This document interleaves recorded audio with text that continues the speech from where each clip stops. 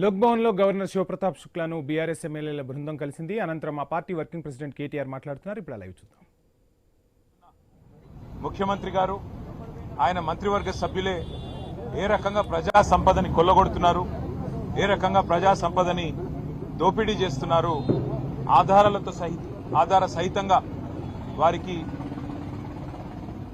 పూర్తి స్థాయిలో వివరించి విడమర్చి ఆధారాలను కూడా సమర్పించి చర్య తీసుకోవాలని కోరాం. ముఖ్యంగా ఈ రాష్ట్ర రెవెన్యూ మంత్రి పొంగులేటి శ్రీనివాసరెడ్డి గారి కుటుంబానికి సంబంధించిన రాఘవ కన్స్ట్రక్షన్స్ అనే కంపెనీ గత 2.5 సంవత్సరాలుగా నిరాటంకంగా ఎక్కడైతే నిషేధిత ఆజ్ఞలున్నాయో జంట జలాశయాలు గండిపేట, ఉస్మాన్ సాగర్, హిమాయత్ సాగర్ పరిధిలో 10 కిలోమీటర్ల పరిధిలో ఎక్కడా కూడా మైనింగ్ చేయడానికి, క్రషింగ్ చేయడానికి వీల్లేదని నిబంధనలుంటే వాటిని తుంగలో దొక్కారు.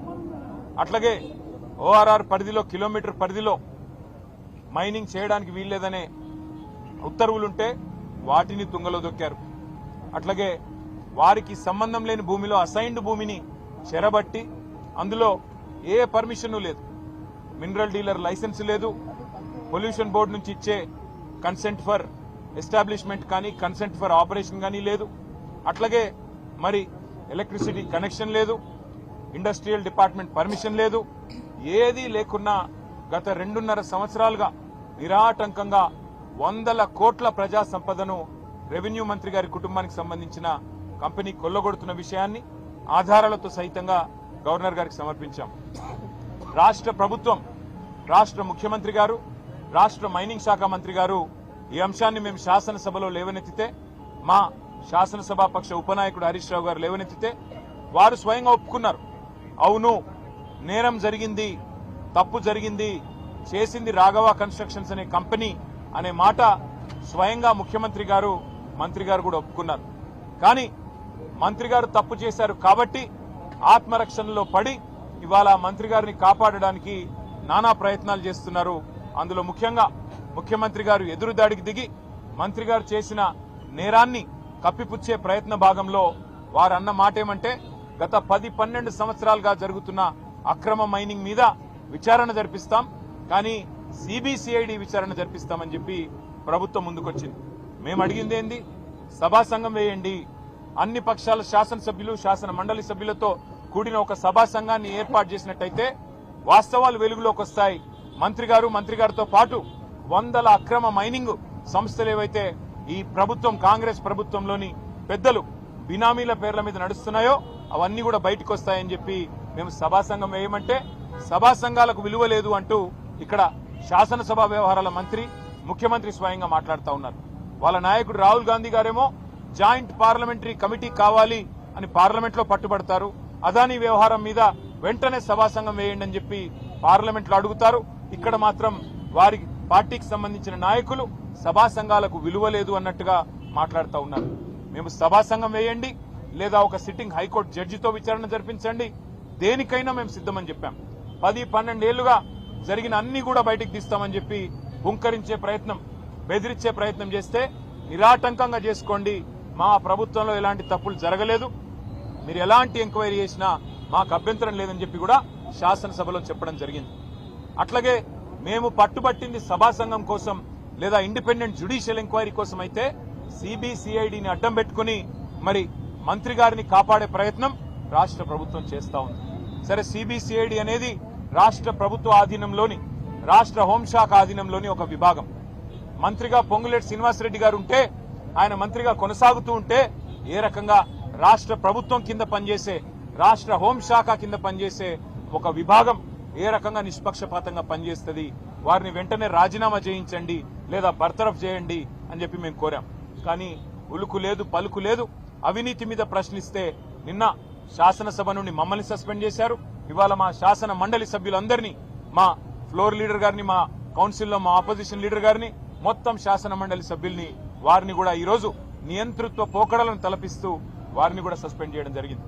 అందుకే ఇవాళ ఈ రాష్ట్ర ప్రథమ పౌరుడైన గవర్నర్ గారి దగ్గరికి మేము వచ్చి 100 కోట్లు ఎట్లా ఈ ప్రభుత్వంలోని ఒక పెద్దలు కొల్లగొడతా ఉన్నారు, ప్రభుత్వ పెద్దలే గద్దలుగా మారితే, రక్షకులే భక్షకులైతే సామాన్యుడికి దిక్కెవరు, అందుకే మీరు ఇంటర్వ్యూని కండి, మీరు ఈ ప్రభుత్వం ఏదైతే ఉన్నదో మీ పేరు మీదే నడుస్తోంది, కౌన్సిల్ ఆఫ్ మినిస్టర్సే మీ పేరు మీద ఉన్నది.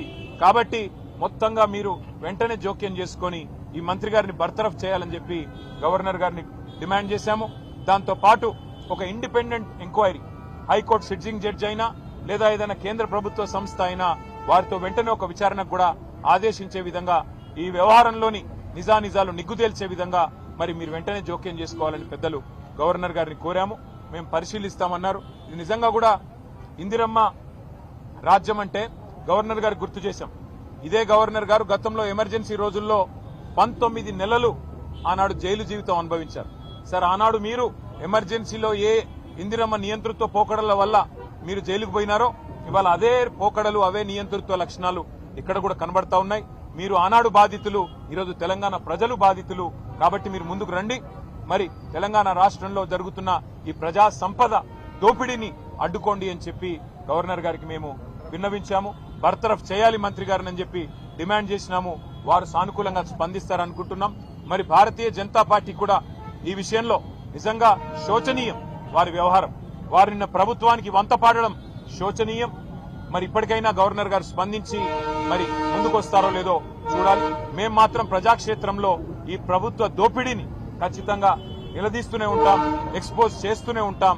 తప్పకుండా వీరిని వదిలిపెట్టకుండా న్యాయం జరిగేదాకా పోరాడతామని చెప్పి మీ అందరి ద్వారా తెలియజేస్తాం. మా పార్టీ నాయకత్వం మొత్తం కూర్చుంటాం. ఎక్కడెక్కడైతే ఇవన్నీ జరుగుతా ఉన్నాయో అక్రమాలు, వాటికి సంబంధించి ఏ రకంగా ప్రజాక్షేత్రంలో కార్యాచరణ ఉండాలనేది ఆలోచించుకుంటాం. ఎందుకంటే ఇవాళ అసెంబ్లీకి చివరి రోజు, మమ్మల్ని ఎట్లాగో సస్పెండ్ చేశారు, మమ్మల్ని, మా కౌన్సిల్ మెంబర్స్ ని. కాబట్టి పార్టీగా కూర్చుని ఆలోచించుకుని నిర్ణయం తీసుకుంటాం. ఇవాళ ఉదయం ఇంకొక ఎపిసోడ్ కూడా ఎక్స్పోజ్ చేశాము. ఇంకా బాధితులు చాలా మంది మమ్మల్ని కాంటాక్ట్ చేస్తా ఉన్నారు. తప్పకుండా ఇంకా చాలా విషయాలు వెలుగులోకి తీసుకొస్తాం. Thank you. మంత్రి గారు, మీరు బ్లాక్మెయిల్ చేస్తే లొంగనందుకే మీరు ఆ విషయాన్ని అసెంబ్లీలో పట్టుబట్టారు. బ్లాక్ మెయిల్ కి బ్రాండ్ అంబాసిడరే రేవంత్ రెడ్డి గారు. ఆర్టీఐ అనే ఒక చట్టాన్ని అడ్డంగా పెట్టుకుని రైట్ టు ఇన్ఫర్మేషన్ ని రూట్ టు ఇన్కమ్ గా మార్చుకున్నదే రేవంత్ రెడ్డి గారు. కాబట్టి బ్లాక్ మెయిల్ ఆయనకు తెలిసినంతగా ఈ దేశంలో బహుశా ఎవరికి తెలియదు. కాబట్టి ఆయన మాట్లాడితే దయ్యాలు వేదాలు వల్లించినట్టుంటది. అంతకంటే ఎక్కువ నేను చెప్పను. ప్రభుత్వం మీది, మీరు ఏ విచారణ చేయాలనుకుంటే ఆ విచారణ చేయవచ్చు అని చెప్పి నిన్ననే మా పార్టీ తరఫున చెప్పాం. మీరు ఏ ఎంక్వైరీ, ఏ అంశం మీద వేయాలనుకున్నా మేము దాన్ని స్వాగతిస్తాము, సహకరిస్తాము. తప్పకుండా పూర్తి స్థాయిలో మేము ముందుకు వస్తున్నాం. అట్లాగే నిన్న మేము మా శాసనసభా పక్షం నుంచి ముఖ్యమంత్రి గారికి ఉత్తరం రాశాం. ఆయన బాగా ఉబలాట పడుతున్నాడు. మీరిద్దరు ఉత్తరం రాయండి, నేను ఎంక్వైరీ చేస్తా అన్నాడు. మేము ఇద్దరం కాదు, మొత్తం 40 మంది ఉత్తరం రాసినాం. చేయండి, ఏ ఎంక్వైరీ చేస్తారో చేయండి. అమృత్ కుంభకోణం మీద, టీడీఆర్ కుంభకోణం మీద, సింగరేణి కుంభకోణం మీద, హిల్ట్ కుంభకోణం మీద మేము దాదాపు 14 అంశాలు, హ్యామ్ స్కామ్ మీద, అన్నిటి మీద మేము ఆధారాలు ఇవ్వడానికి రెడీగా ఉన్నాం. ఏ ఎంక్వైరీ చేస్తావో అయ్యాయి, మొత్తం ఆధారాలు మీ చేతుల్లో పెడతాం.